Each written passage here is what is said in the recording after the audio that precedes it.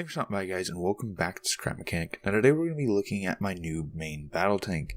This is the main battle tank 28.5, also known as the Wyvern. Just to give you an idea of what we're looking at, the Wyvern has a high mobility with a 4-round autocannon. It does have a 2-axis stabilization. I'm going to be going into that a little bit deeper in this video. And it also has a light or medium armor, simply to keep the weight down and to keep the frame rate a bit more manageable. I'm really happy with how it looks. I think it looks really beautiful and it functions quite well. There's still a few tweaks here and there that I can do to make it a little bit better, but we're going to go through some of what it can do today. Now we're also going to be looking at the stabilizer and comparing it to one of my old stabilizers to see why I'm going with this version I am now. Gun stabilization is something I've been working on for a long time now.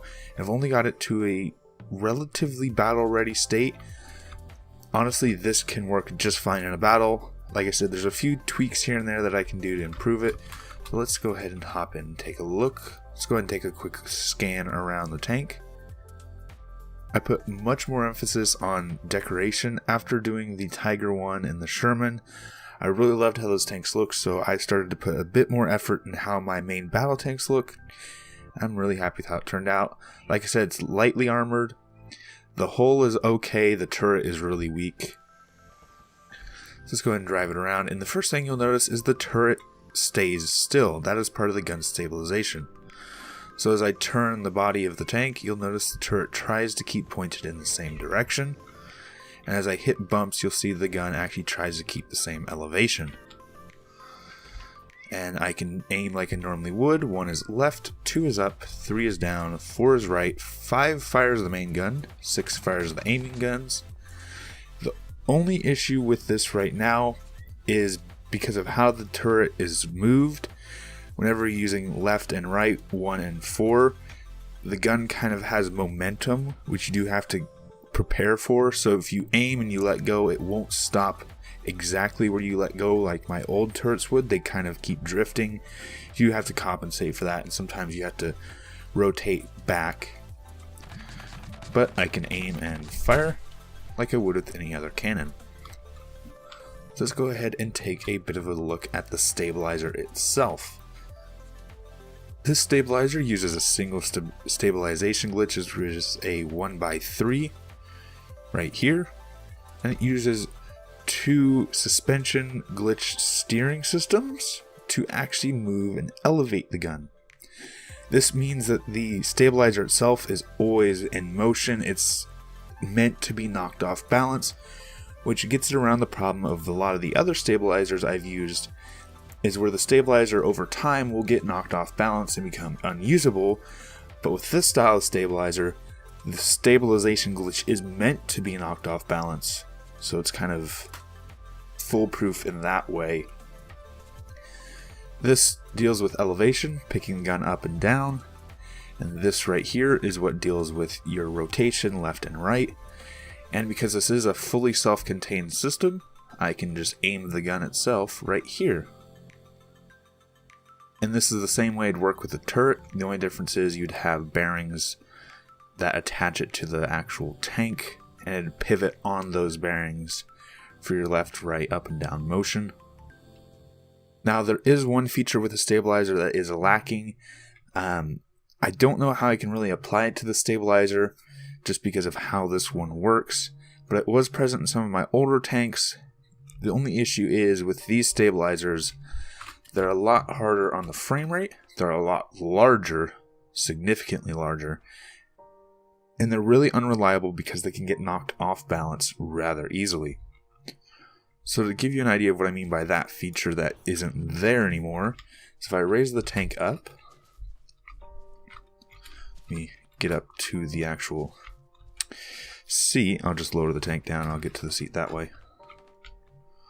There we go. So if I raise the tank up, the gun is stabilized, and as I rotate the turret, the gun tries to keep a horizontal plane all the way around, and it kind of self-adjusts as I rotate the turret. It's something really nice to have, especially when you're doing fire on the move situations. It takes care of just about everything you need while aiming.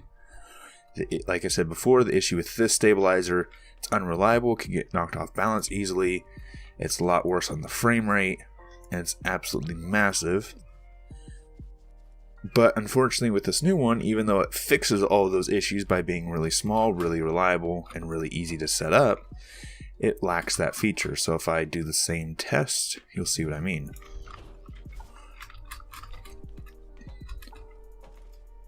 So if I raise this up and rotate the gun doesn't try and auto adjust like the other one did. I can do that manually as I aim, but it won't do it normally.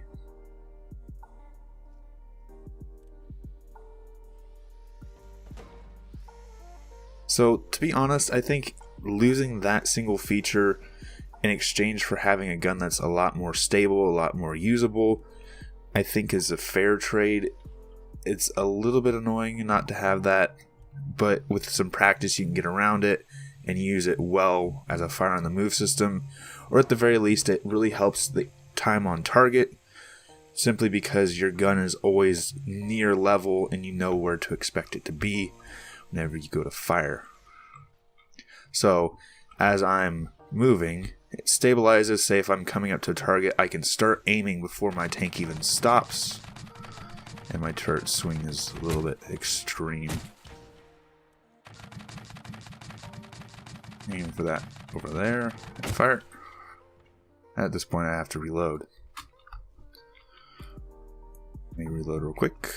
This reloads like any of my other cannons. It's my default 4-round auto loading system.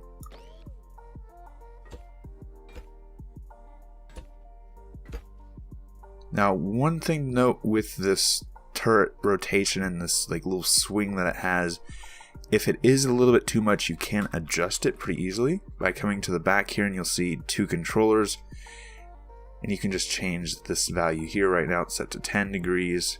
You can change this one as well. This one's set to 10 degrees. Say if you want something a bit slower, go down to 5.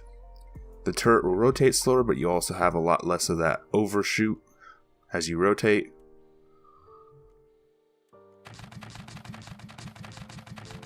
Or if you want something really extreme, you can go, say, 22 degrees. And I'll set it back to 10 here in a second, because 10 is the default.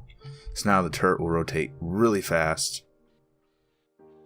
But when I let go, it's going to want to swing a lot farther. Now let me reset that back, and now we can actually test its fire on the move capabilities, which is one of the big things with stabilizers. You can aim and shoot while still driving, while still hitting bumps and other rough terrain. Your gun's not knocked off course. So where's my gun? My gun's over that way. I want to try and hit my gun that I have over there. It's a small target. I have been able to do this, have been able to shoot while on the move. I'm a little bit out of practice. I still need to do a bit more with it. Say if I aim for my turret, and that didn't explode when I need it to. That was a misfire. I gotta clear that, because if I try and shoot, it's gonna kill me. Let's get a bigger target.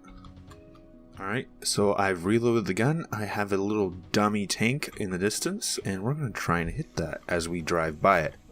So if I get ready to, I need to correct my driving. It's really hard to steer and aim. I'm not going to be able to do it right now because I fucked that up. I want to do it one more time. I want to try and drive past it and do it again.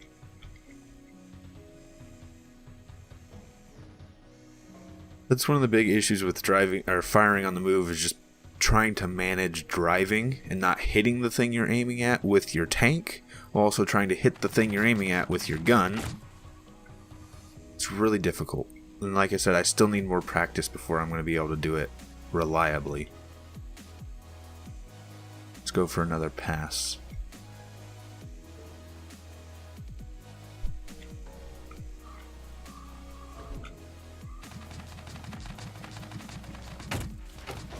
There we go. Drive past it, get past it as I hit it. I'm hitting the wrong keys and not turning. I was hitting Q instead of A. No wonder I wasn't turning. Trying to manage W, A, S, and D at the same time, trying to manage 1, 2, 3, and 4 and 5 and 6 because that's my aim and fire buttons as well.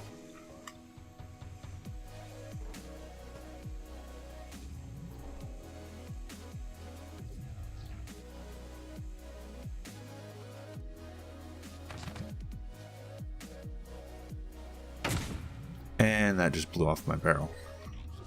It blew off my barrel because I think I hit the, right there, the butt of my tank with that round. That was dumb. Anyway, I'm going to go ahead and take this and delete it. Fire on the move is totally possible. I'm screwing it up here. I have been able to do it. And it does work alright. It's just one of those things you've got to get a lot of practice in it. And maybe in the future I might have a tank that has a separate driver and gunner for that particular purpose, just because of how hard it can be to manage moving and firing at the same time. That one hit but bounced off.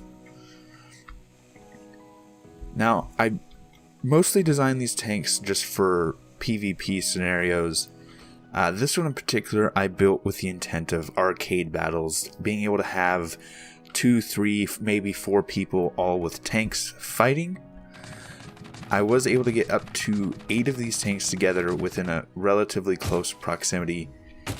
You can't get them extremely close just because of the suspension and stuff in here that's being used for your stabilizers and driving. It does cause some lag when they get too close. But I was able to get 8 tanks reliably on a world without the frame rate going below 50. So these tanks really do well with your frame rate if that is an issue with other tanks. So overall, I'm absolutely just happy with how this tank looks, how this tank works, and just overall I couldn't have asked for better. Like I said, there's a few tweaks here and there that need to be made with the stabilizer just to get the turret rotation and everything perfect. But it is more than functional at this point. So I am going to end it here. So if you did enjoy, please leave a like. Any suggestions, leave them in the comments down below. If you enjoy the channel, enjoy what I'm doing, please subscribe. It helps out a lot. And right now, shares help the channel the most. So if you do want to help the channel, please share this episode with a friend. Thanks for stopping by. Thanks for sticking around. And until next time, peace.